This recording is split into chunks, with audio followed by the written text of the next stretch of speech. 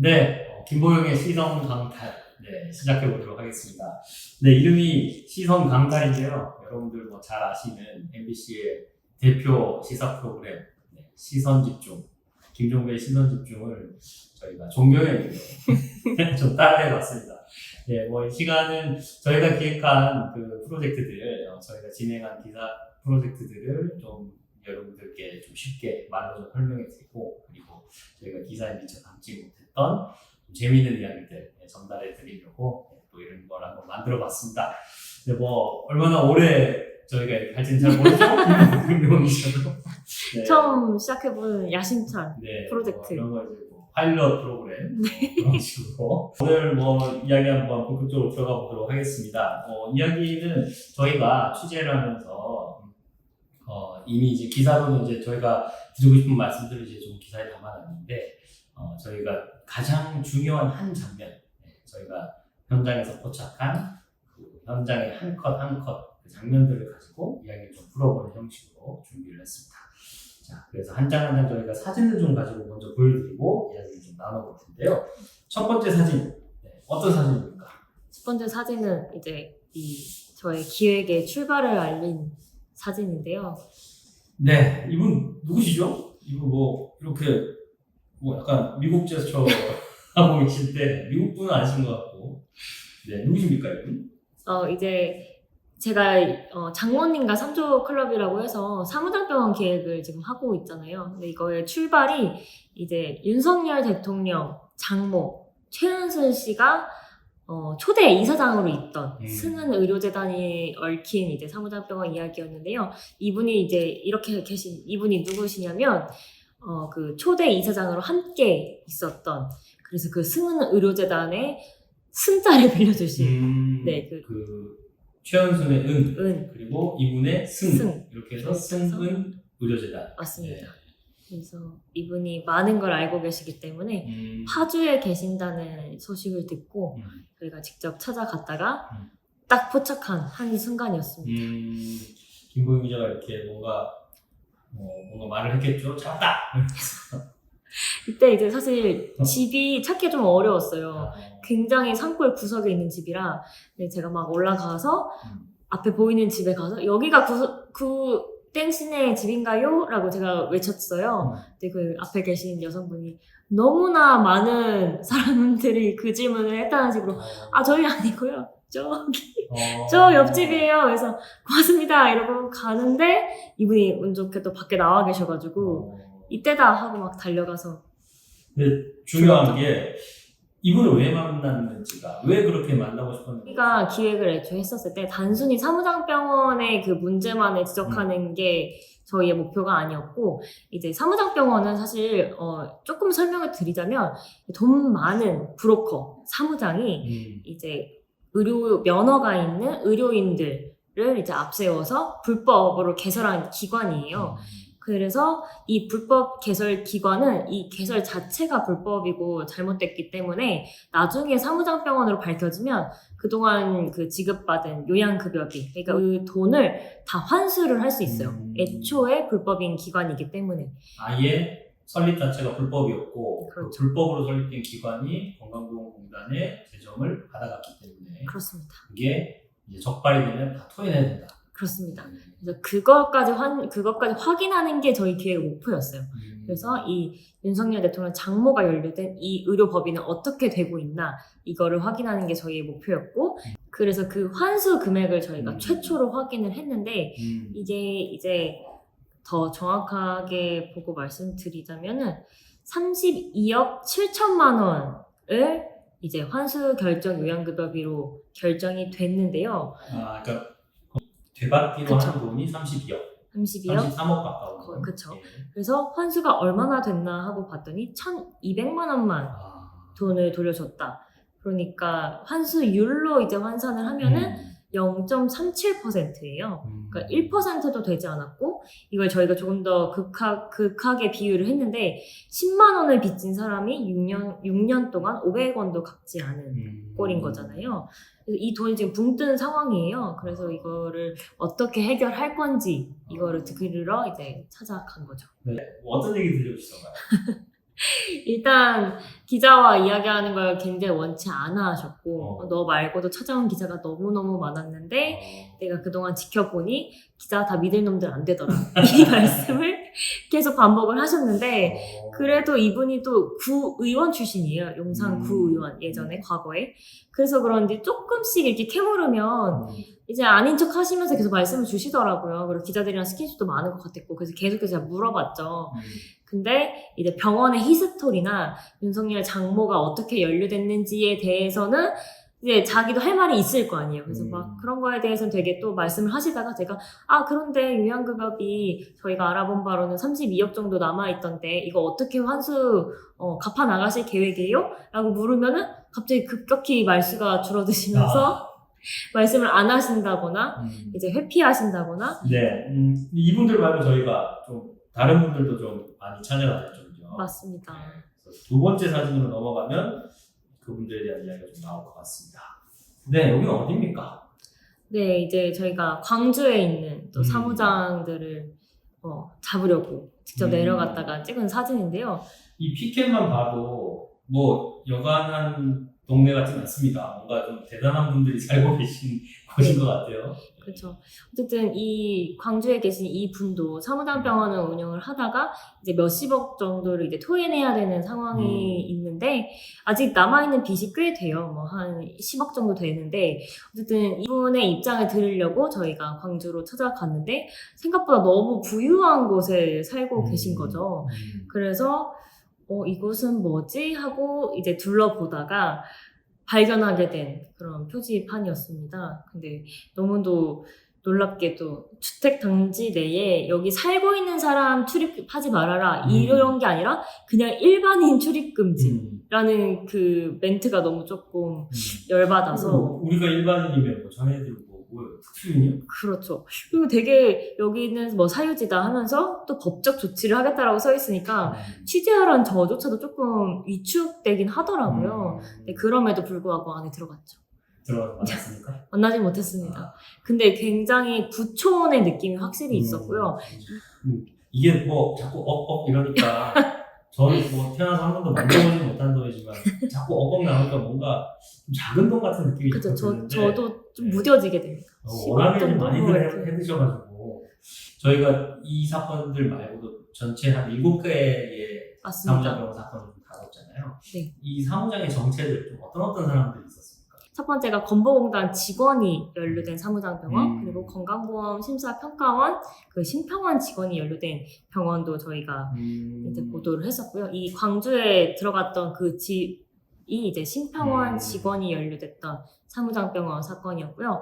그 다음 이제 전직 경찰 출신이 운영한 사무장병원, 그리고 그 사무장병원의 불법 혐의를 이제 무마해준 동료 경찰 사건까지 저희가 한 기사로도 다뤘었고요. 건강보험공단, 심평원, 경찰 이런 사람들은 다 이 불법 행위를 잡아내야 되는 그렇죠. 그 감독해야 되는 책임이 있는 그 기관에서 이제 이 불법에 함께 연루가 되거나 뭐 뒤를 봐주거나 그래서 현금을 받는다거나 뭐 이런 식으로. 뭐 시의원 맞습니다. 가족도 있었고 뭐 좀 그런 독특한 분들도 계셨다. 네, 약간 저희가 이제 자칭 부르기는 골목 빌런이다. 이렇게 골목 그리고 지역에서 영향력을 행사할 만한 그런 사람들도 사무장병원을 운영을 했는데 대표적으로 시의원 가족, 그러니까 시의원인 엄마의 부동산을 활용해서 그 아들이 사무장병원을 운영했던 사건도 있었고 이 사람들이 지금 다 해먹은 돈 뭐 아까 뭐 30억 뭐 이 정도 나왔었는데 네. 또 그거보다 더 많은 경우도 있었죠. 100억의 사례도 있었는데 그분이 이제 그 전직 경찰인데 사무장병원을 운영한 사례는 지금 100억을 갚아야 하는데요. 2만 원을 갚았습니다. 2만 원이요? 네. 2억도 아니고 2만 원. 2만 원. 그래서 환수율이 0.0002%더라고요. 그게 저도 제일 황당하긴 했습니다. 이분들이 지금 저희가 찾아내는 7개 사건은 그래도 사법 처리를 받은 사건입니다. 그렇습니다. 네. 사법 처리를 받아서 이제 뭐 처벌은 뭐 형을 살거나 이렇게 처벌은 받았고, 근데 건강보험 재정상의 손실을 이제 환수하는 부분에서 전부 이렇게 자기 책임을 회피하고 있는 그런 상황. 맞습니다. 저희가 뭐 좀 상세하게 보도했던 7개 사건들 말고도 전체 규모도 상당히 크다고. 맞아요. 전체 규모도 불법 개설 기관이 이제 2009년부터 2023년 3월까지 그 환수 결정된 요양급여비는 3조가 넘어요. 3조 뭐 4,500억 원에 달한다고. 3조 5천억 정도. 네, 그렇습니다. 근데 여기서 또 환수가 된 징수율은 6%밖에 안 되거든요. 그러니까 사실상 환수 조치가 잘 안 이루어지고 있는 상황이긴 합니다. 6%도 사실 앞에서 말씀하신 사례를 보면 6%가 오히려 좀 크게 느껴집니다. 그 앞에, 오히려 잘. 네, 그 앞에 1%가 안 되는 사례가 있었고 또 0.5, 2만 원? 0.0%도 있었고. 이분들은 정말 이게 진짜 나쁜 말 많이 들으셔야 돼요. 그렇죠. 험한 말, 네. 나쁜 말 이런 거 들으셔야 돼요.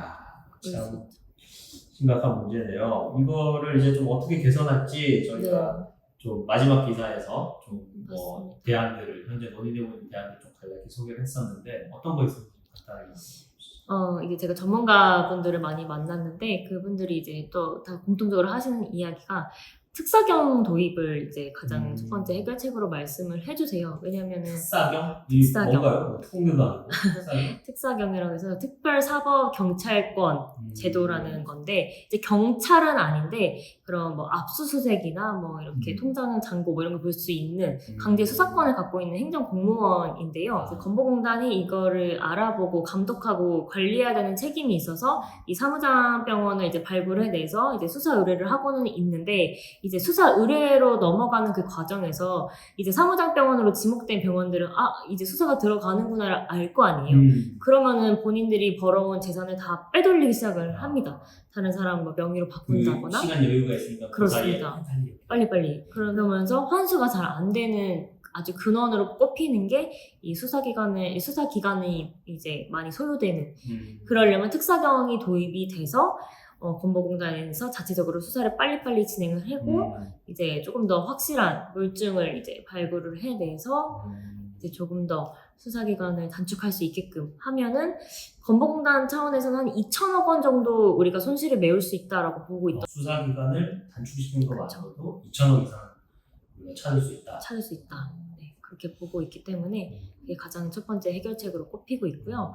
제가 취재하면서 느낀 거는 그 의료법인이 좀 맹점이구나라고 느꼈는데 의료법인이 이제 꼭 의료인만으로 채울 필요도 없고 의료인이 없어도 비의료인만으로도 개설을 할 수가 있어요. 그러다 보니까 이제 조금 더 영리병원으로 변질될 수 있는 구조가 있더라고요.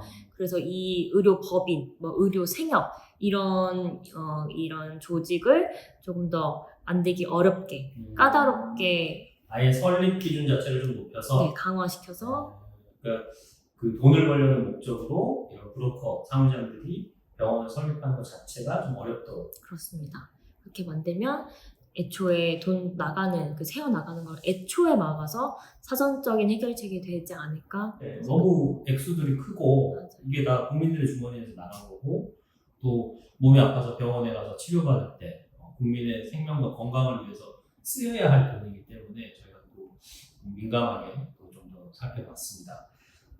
자, 그럼 세 번째 사진을 한번 보겠습니다. 세 번째. 이 사진과 사무장병원은 뭐 어떻게 연결된 사진인가요?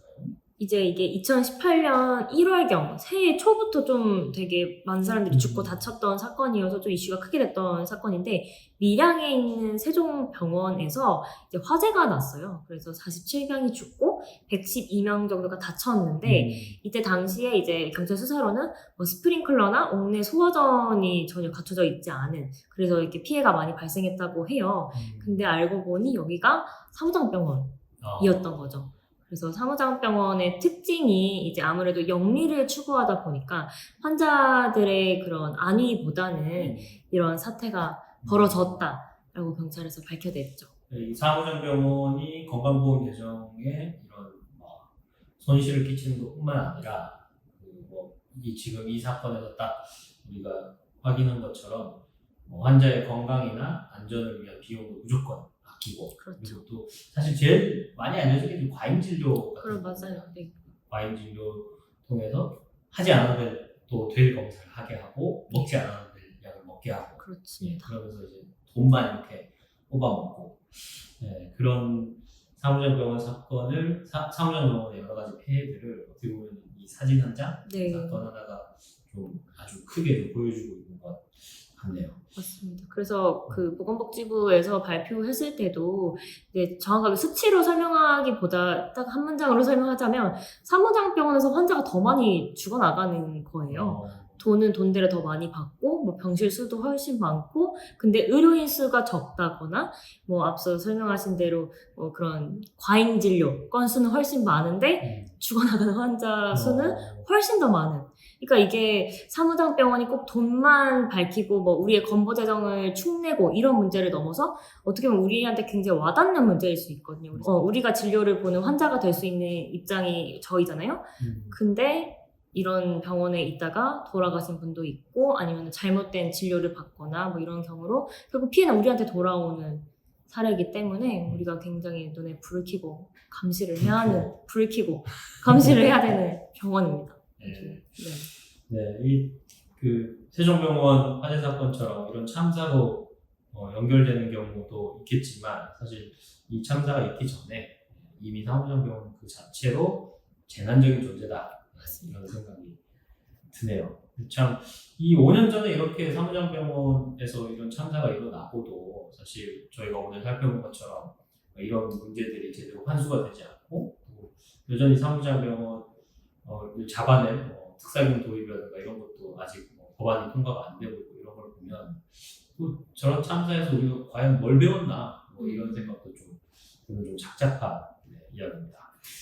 네, 오늘 이야기 여기서 좀 줄이도록 하고요. 다음에 언제가 될지 모르겠지만 다시 만날 수 있으면 꼭 만나시는 걸로 하겠습니다. 네, 오늘 여기서 줄이겠습니다. 긴 시간 함께 해주셔서 고맙습니다. 네, 감사합니다. 수고 많았어요. 고생했습니다. 안녕. 고!